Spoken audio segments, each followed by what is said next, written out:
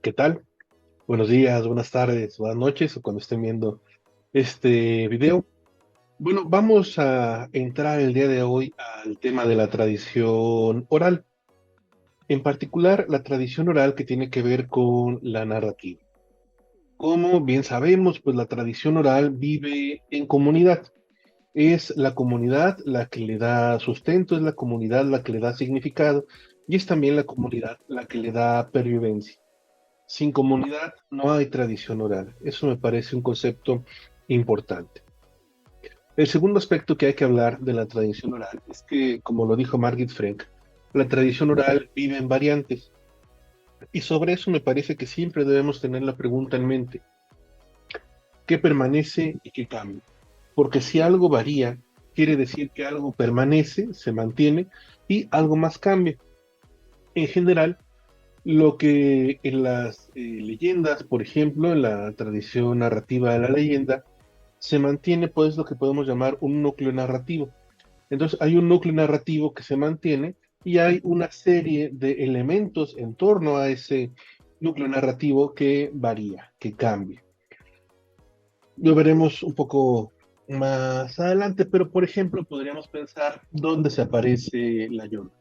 La Llorona, que está asociada o se puede explicar por raíces prehispánicas también.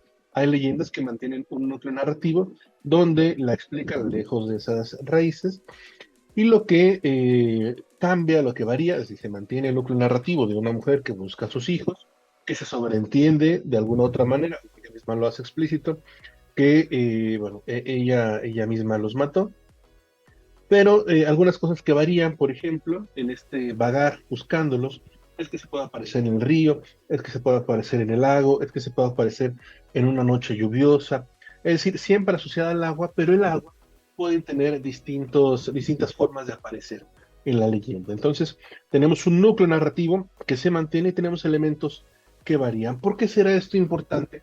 Porque esos elementos que varían nos hablarán de la comunidad y nos hablarán de cómo la comunidad adopta este núcleo narrativo y le da significado y le da además arraigo en el lugar en el que se vive. Si el lugar no tiene, por ejemplo, un río cerca, un lago cerca, bueno, pues está el elemento de la lluvia eh, o algún otro elemento relacionado al agua, ¿no? Un ojo de agua, por ejemplo. Entonces es importante identificar estos elementos o preguntarnos pues qué está variando y qué se está manteniendo en la leyenda. Bien, en general decíamos que, eh, bueno, en esta ocasión hablaremos sobre la tradición narrativa, sobre elementos narrativos y sobre estos elementos narrativos quizá haya que remitirnos al mito. Como bien sabemos, pues el mito es la explicación de un elemento que regularmente pueden ser elementos sobrenaturales o el origen de algún aspecto, de algún elemento natural o incluso el origen de la especie humana, por ejemplo, o de algún reino en particular. Cuando estamos de alguna tierra en particular. Cuando estamos en ese ámbito, en ese aspecto, estamos hablando de los mitos cosmogónicos. Los mitos cosmogónicos presentan cómo se crea el mundo, cómo se crea la vida, cómo se crea algún elemento particular de la vida, quizá alguna especie en particular, dependiendo de la comunidad en la que estuvo afincado ese mito. Otra cosa importante que hay que destacar sobre el mito es que el mito es una explicación del mundo. Podríamos definir mito como la explicación del mundo. Y entonces, sin embargo, a esa definición que está incompleta, habría que agregar de que es la única explicación sobre el mundo. ¿Por qué esto es importante? Porque hubo unas primeras comunidades de seres humanos que, bueno, se reunieron, ¿no? Se organizaron para vivir y entonces vieron que había elementos naturales que quizá no entendían, pero que les afectaban, ¿no? Quizá la erupción de un volcán, quizá una tormenta muy fuerte, quizá un sismo, varios elementos de la naturaleza que no sabían cómo explicar, pero que, insisto, les afectaban su vida cotidiana, su día a día. La sequía incluso podría ser otro elemento en contraposición quizá de la abundancia de agua. En fin, bueno, por los ciclos que puede vivir la Tierra. En fin, esta explicación que se da a la comunidad no es que sea una explicación inocente, no es que sea una explicación, digamos, falta de conocimiento, es una explicación que tiene el conocimiento que se tenía en ese momento y que las personas en la comunidad lo aceptan. Es pues la única explicación del mundo que se tiene y por tanto termina siendo una explicación verdadera, ¿no? Una explicación que no se va a retar, una explicación que no se va a discutir, es pues una explicación fehaciente. Hay un elemento también de fe, puesto que, insisto, es la única explicación que se tiene sobre ese elemento.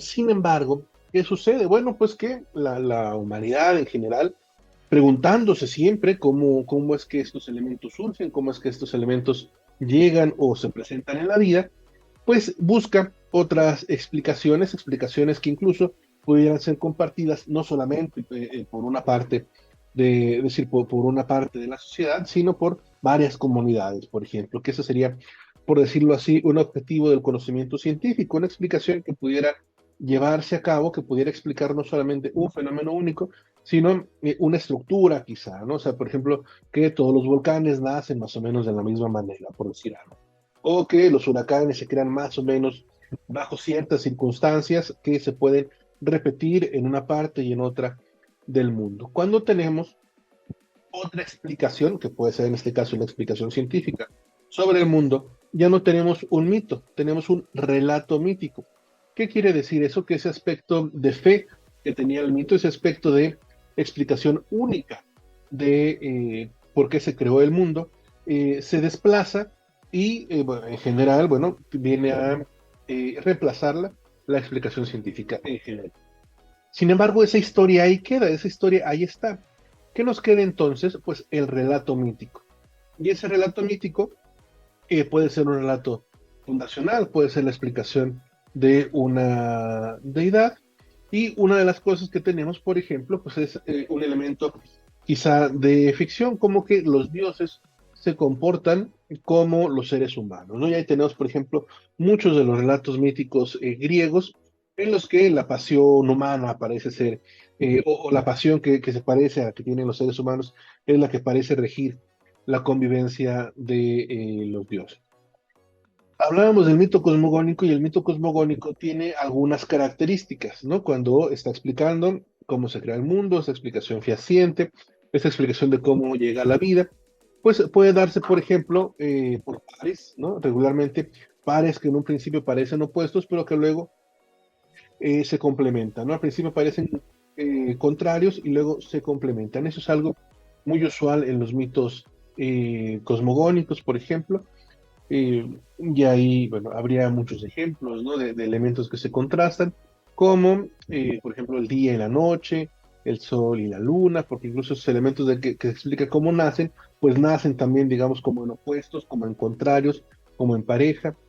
Se puede dar también un elemento que puede ser los cuatro elementos vitales, el agua, la tierra, el fuego y el viento, y aparecer como elementos importantes dentro de la narración, dentro de aquello que se está intentando explicar.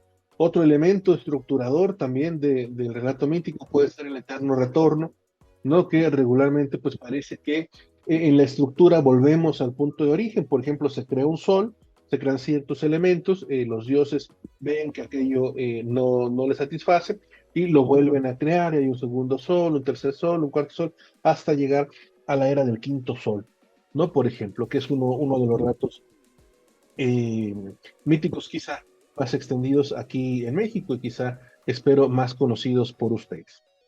Entonces, son elementos que van apareciendo, ¿no? Regularmente fuerzas contrarias, fuerzas que crean un tercer elemento, fuerzas que crean una inestabilidad y después, bueno, inestabilidad o destrucción, pero después de esa inestabilidad o destrucción se crea algo nuevo, ¿no? Al final del relato mítico tenemos algo nuevo que se crea. En fin, esto sería, digamos, en general, ¿no? La explicación de el mito y el relato mítico. Sin embargo, ¿qué sucede? Que no siempre somos parte de la comunidad que crea bueno, que crea el mito y que conserva el relato mítico, sino que quizá nos llega, ¿no? De otras maneras esas explicaciones y pues nos quedan también esas historias, ¿no? Que podemos ver como el relato mítico de cierto pueblo en particular, de cierta región en particular. Y podríamos ver quizá que hay también como una suerte de gradación en cuanto a, eh, pues, ese aspecto fehaciente que hablábamos en un inicio, ¿no? Donde el mito, digamos, sería como el 100% de ese elemento fehaciente. Después al haber otra explicación, digamos, ese porcentaje decrecería, pero el elemento, digamos, de verdad se mantendría, ¿no? Tanto en el relato mítico y del relato mítico pasaría a la leyenda, porque la leyenda, su característica principal es el del valor de verdad. En la leyenda, a pesar de que tenemos algunas leyendas que explican el origen de cierto elemento o de cierto aspecto, no sería, digamos, el único tema que tocaría la leyenda, mientras el mito, sobre todo el mito cosmogónico y el relato mítico que proviene de el mito cosmogónico, intenta regularmente explicar la creación de algún aspecto de la vida. En la leyenda no siempre tenemos ese tema, pero tenemos que hay elementos que nos marcan el valor de verdad. Es decir, son narraciones donde suele haber una suerte de sustrato mítico, pero no hay un aspecto que explique o fundacional que explique el origen de algo necesariamente, ¿no? Y aquí quizá quisiera referirme a este par de volcanes, ¿no? Que tenemos aquí en México, que son el Popocatépetl y el Iztaccíhuatl. En torno de este par de volcanes hay muchas historias, ¿no? Podríamos decir que la leyenda, al ser una historia tan conocida, eh, ha pasado también por algunas manos, digamos, de personas que escriben, de personas que vienen de la tradición de la escritura, y por tanto le han añadido muchos elementos. Por ejemplo, en algunos casos se dice que Popocatépetl, como el papá de Iztaccíhuatl no lo quería, lo manda a la guerra, ¿no? Y lo manda que vaya hacia el frente de la guerra, ¿no? Que es prácticamente el relato del rey David, ¿no? Cuando andaba pretendiendo a una esposa de un soldado que lo manda al frente de la guerra. Hay otras historias en torno digamos, versiones de la leyenda, en tanto que Iztaccíhuatl, digamos, finge su muerte, Popocatépetl la ve y pensar que está muerta, él mismo se mata, Iztaccíhuatl despierta y entonces ve que Popocatépetl está muerto, bueno, una cosa así parecida que es mucho más cercana a Romeo y Julieta, ¿no? Popocatépetl, un guerrero que intenta conquistar a Iztaccíhuatl, que intenta mostrar su valor. El padre está, digamos, en contra de esta relación, pero Popocatépetl quiere mostrarse como un gran guerrero, va a la guerra, triunfa y regresa, y al regresar encuentra a Iztaccíhuatl muerto. Hay algunas versiones también en las que se pide, por ejemplo, que venga con la cabeza del enemigo en la lanza, por ejemplo, que, bueno, insisto, serían esta suerte de contaminaciones, por llamarla así, de la tradición escrita en la leyenda. Popocatépetl se queda velando a Iztaccíhuatl, digamos, resguardando a la mujer dormida, y entonces son los dioses los que se apiadan de ellos y les dan como esta suerte de manto de nieve y los convierten en volcanes, ¿no? Y entonces así tendríamos, digamos, la leyenda de Iztaccíhuatl y Popocatépetl. Es importante decir que para que la leyenda, digamos, tenga este valor de verdad, necesitamos elementos que nos hagan, eh, digamos, tener este punto de referencia sobre el valor de verdad. En muchas ocasiones puede ser, por ejemplo, bueno, mi abuelo me contaba, ¿no? Decían los antiguos, ¿no? O, qué sé yo, mi abuelo vio aquí donde está la escuela, entre la calle fulana y Perengana. Yo no puedo dudar, pues, de mi abuelo, no puedo dudar de los antiguos, no puedo dudar de la calle fulana y Perengana, porque al estar quizá ahí cerca en la escuela, pues son elementos referentes de verdad que me dan precisamente ese valor en la leyenda, ¿no? Se aparece en el río que está por el poblado y ahí está el río y ahí, bueno, podemos ir a ver el río para notar que ahí es donde se aparece. Hay un espacio, digamos, físico que se puede constatar. Y hay un tiempo que regularmente pues es un tiempo antiguo, ¿no? Como pues en la época de la Revolución, o cuentan que antes, o esto de mi abuelo decía, ¿no? O a mi padre le contó su abuelo, que ¿no? Nos remitimos a un tiempo en ocasiones pues antiguo, no siempre será así, pero un tiempo no específico regularmente en la antigüedad y un espacio físico que podemos constatar, ¿no? Como podemos constatar la figura de estos volcanes, donde pues ahí están, ¿no? Y podemos ver su figura, ¿no? La figura de la mujer dormida, y bueno, podemos imaginar a Popocatépetl que está pues inclinado, ¿no? Además, al final de la leyenda se dice que él está con una suerte de antorcha, ¿no? Vigilando en guardia, digamos, en vigilia, ¿no? De la mujer dormida, y por eso tenemos esta humareda que sale constantemente. Sin embargo, esto es apenas, digamos, una leyenda en torno a este par de volcanes. ¿Qué tenemos? Que también por la región de Puebla hay un tratamiento familiar, una región mucho más cercana, una comunidad mucho más cercana al volcán, a Popocatépetl, y le dan un trato de familiaridad, le dicen Don Goyo, ¿no? Y entonces este Don Goyo pues es un viejo con barbas largas que se aparece caminando ahí en el volcán, y que bueno, cuando tiene los ojos rojos, ¿no? Es porque va a hacer erupción el volcán, por ejemplo, ¿no? Es una marca. Don Goyo podríamos verlo también como una suerte de vigilante, ¿no? Del volcán que nos advierte si va a ser erupción o no.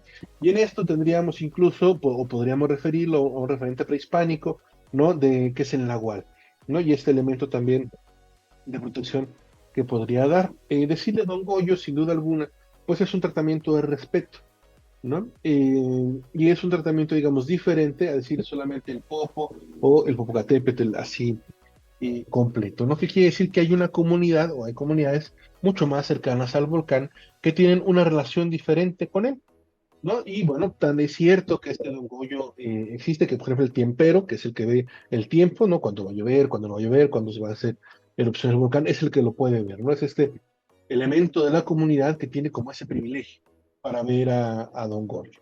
Entonces ahí tendríamos otro elemento y otra forma de explicar quizá ya no la figura como tal del volcán, sino, vamos a decirlo así, esa suerte de peligrosidad de que haga erupción. Precisamente si estamos ahí muy cerca de la comunidad, pues quizá lo que más nos apura es si va a ser erupción o no el volcán.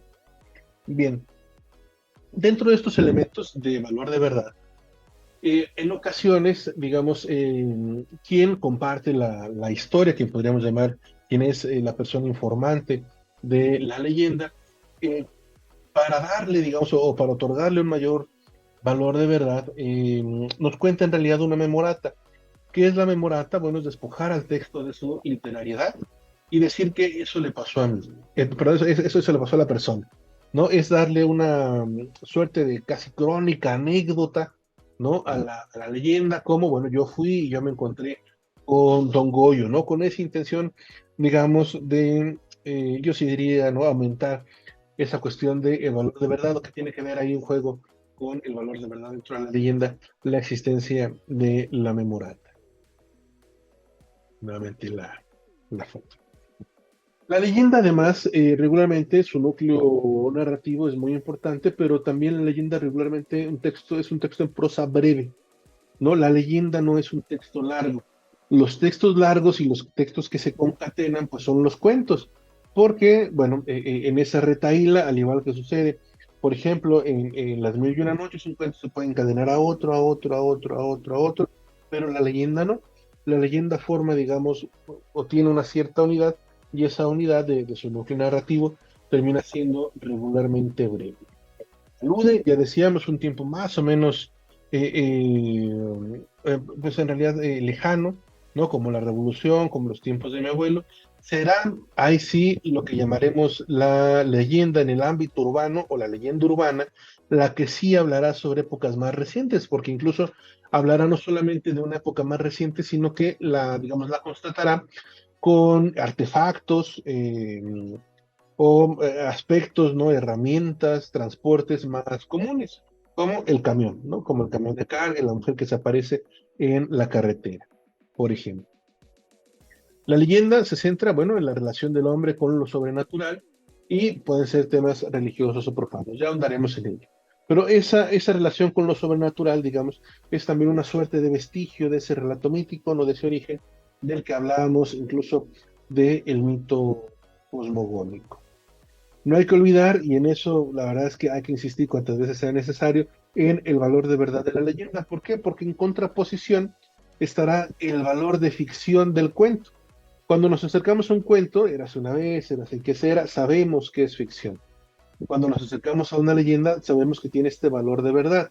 Pero ojo, no se nos puede perder de vista que tanto el relato mítico, la leyenda y el cuento, vistos desde la literatura de tradición oral, son literatura.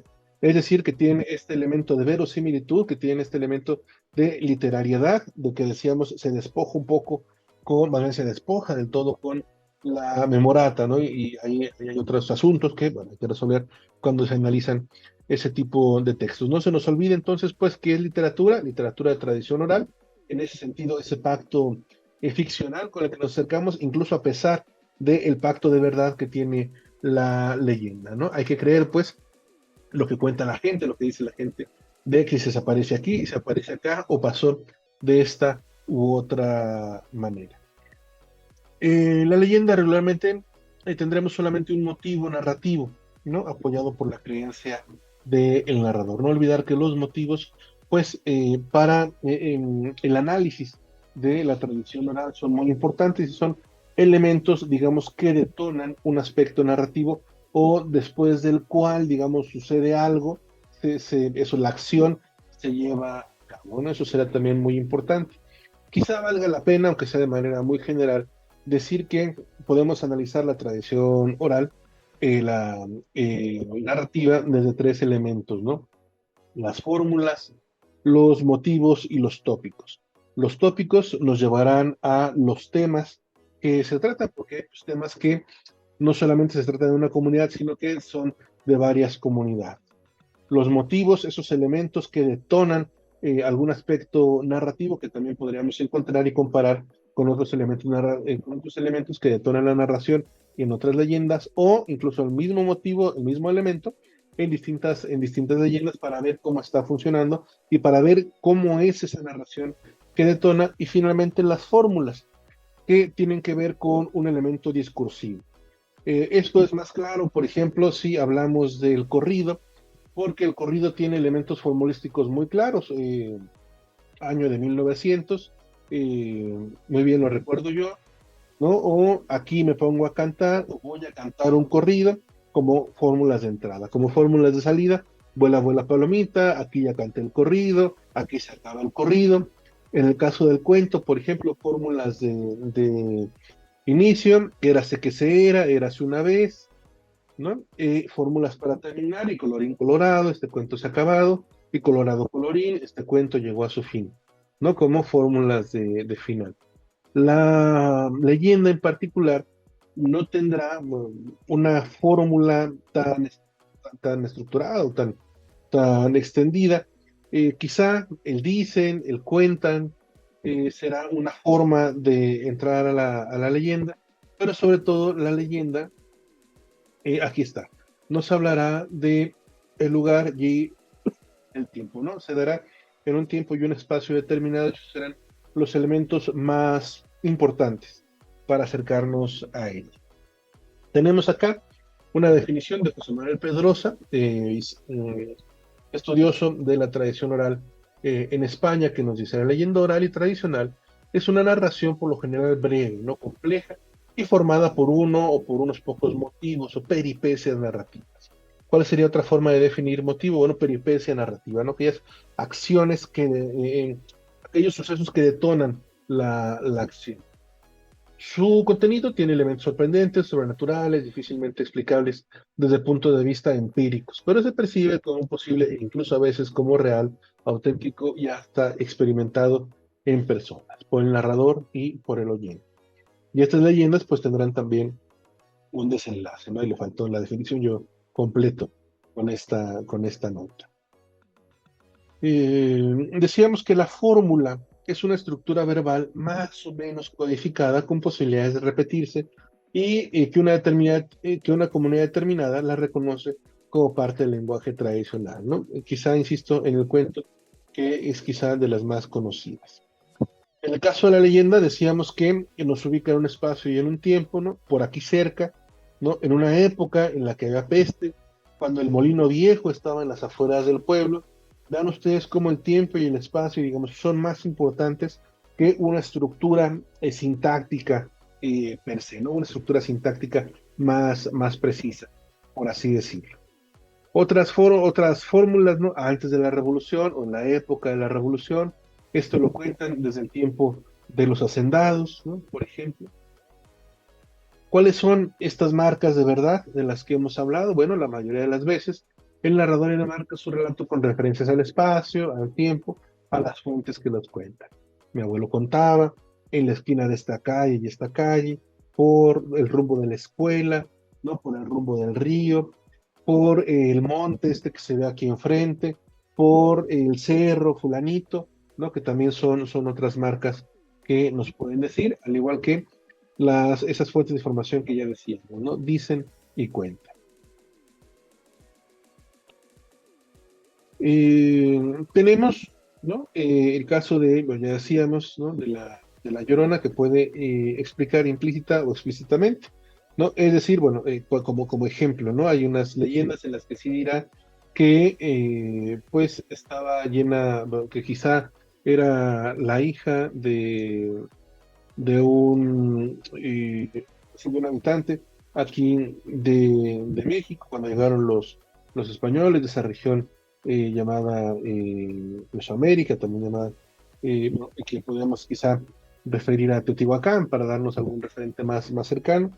Entonces era hija bueno, era una muchacha, ¿no? Que era originaria aquí del territorio, que tiene quizá, ya sea voluntaria o involuntariamente, un amorío con un español, y el español se dice que es casado, y entonces no quiere ya a la muchacha, no dijo que va a tener, etcétera, y entonces por ese motivo, ¿no? De desprecio y de despecho, ella mata a los hijos, ¿no? Sería la explicación, digamos, explícita del hecho. Hay otras leyendas, otros núcleos narrativos donde solamente, ¿no? Se le escucha decir, ay, mis hijos.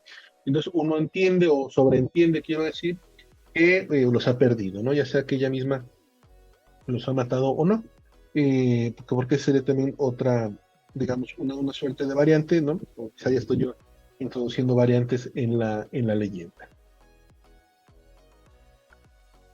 Muy bien. Vamos a dejar aquí esta explicación general de la leyenda y nos vemos en una siguiente ocasión para hablar de algunos tipos de leyendas. Muy buenos días, muy buenas tardes, muy buenas noches o cuando vean este video. Hasta la próxima.